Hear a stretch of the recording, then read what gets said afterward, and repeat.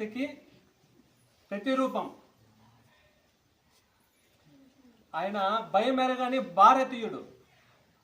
ఉరితాడును సైతము ముద్దులాడుకుంటూ నా భర్త మాత కోసం నేను చచ్చిపోతాను ముద్దులాడి ఉరి వేసుకున్నటువంటి భారతదేశం యొక్క తేజం.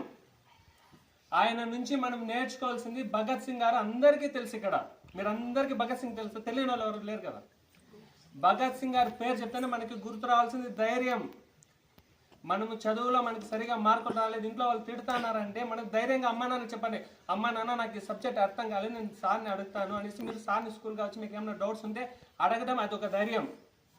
అమ్మా నాన్నలు ఇంట్లో ఏదైనా సమస్యలతో బాధపడుతుంది, మన గురించి ఆలోచించి మన పై చదువుల కోసం ఆలోచిస్తా ఉన్నప్పుడు వాళ్ళ బాధని మనం అర్థం చేసుకుని వాళ్ళకి నాన్న మీరు భయపడదండి, మీరున్న డబ్బులతో మమ్మల్ని చదివిపించండి, మేము మీ కష్టంతోనే మేము చదువుకొని మా కష్టంతో మేము చదివి గొప్ప స్థాయికి వెళ్తామని వాళ్ళకి చెప్పడం అది కూడా ఒక ధైర్యం అన్నమాట.